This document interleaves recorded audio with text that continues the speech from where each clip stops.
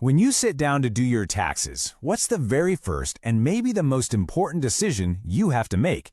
Well, it's not about your income or your deductions. It's your filing status. This one little choice is the foundation for your entire return, and believe me, getting it wrong can be a really costly mistake. So let's break down exactly what that means. Just think about that for a second. One small checkbox, but it dictates your tax rate, it determines which credits you can even claim, and it can absolutely put you on the IRS's radar if you get it wrong. This is not just paperwork, It's a critical decision that can be the difference between getting a nice refund and facing a bill you were not expecting.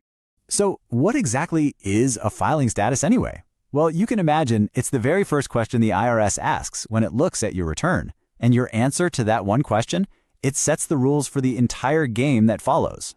Basically, this status is how you introduce yourself to the IRS. It's your legal identity for tax purposes, and it directly impacts your tax rate, how big your standard deduction is, and which tax credits and deductions you're even allowed to take in the first place. Okay, here's a rule that really surprises a lot of people. Your marital status for the entire year is determined by whatever it was on one single day, December 31st. Seriously, you could be single for 364 days, get married on New Year's Eve, and for tax purposes, the IRS considers you married for the whole year. That's how important that one date is. All right, so the IRS gives you 5 possible answers to this question, 5 paths you can take. Let's walk through each one so you can figure out which path is the right one for you.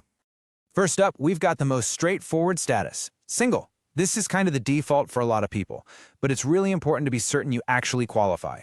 The rules here are crystal clear. If you are unmarried on December 31st, this is your status. This also applies if you have a final decree of divorce or legal separation by that date. So, even if you were married for most of the year but your divorce was finalized on, say, December 30th, you file as single. Simple as that. Now for a status that offers some pretty significant tax benefits, but, and this is a big but, it's also a major source of confusion and errors.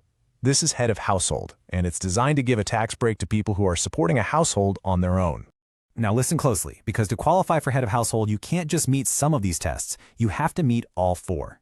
You have to be unmarried, you have to pay for more than half of the household expenses, you need a qualifying dependent, and that dependent must have lived with you for more than half the year. It's a total all-or-nothing deal. And there's a good reason those rules are so strict.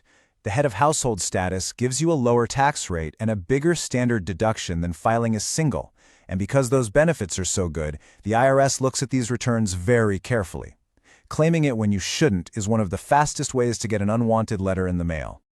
Okay, now let's talk about the options for married couples. The most common path, by a long shot, is married filing jointly.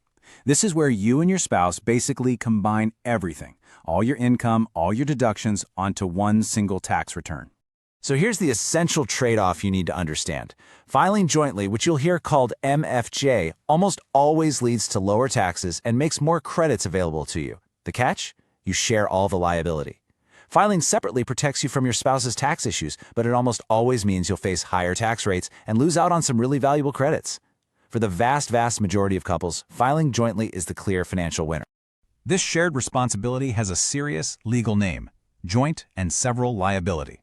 What that means in plain English is that the IRS can come after either one of you for the entire tax debt, no matter who earned the income or who made the mistake. When you sign that joint return, you are legally vouching for every single number on it. Next up is a special status that's really meant to act as a temporary financial bridge after a tragedy. It's called qualifying surviving spouse, and it's for someone whose spouse has recently passed away. It allows them to keep the benefits of filing jointly for a short period of time. The timeline here is absolutely critical. In the year your spouse actually passes away, you can still file a joint return. Then, for the next 2 years after that, and this is only if you have a dependent child and you're maintaining the household, you can use the qualifying surviving spouse status. But after that 2-year window closes, you have to switch to a new status, like single or head of household. Okay, now that we know the 5 paths, let's do a quick fire round on the most common traps people fall into. Avoiding these can save you a world of trouble.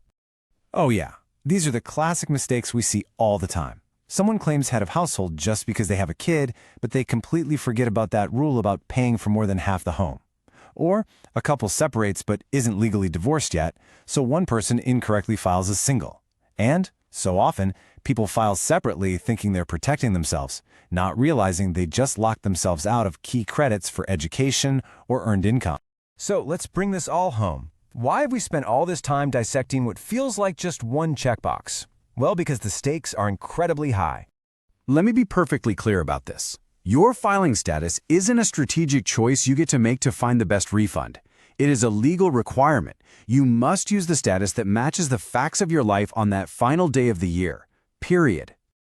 The consequences are really stark. Getting the status right helps ensure you pay the correct amount of tax and stay off the IRS's radar. Getting it wrong is a direct path to audits, penalties, and interest charges. The two outcomes just couldn't be more different. So I'll leave you with this thought.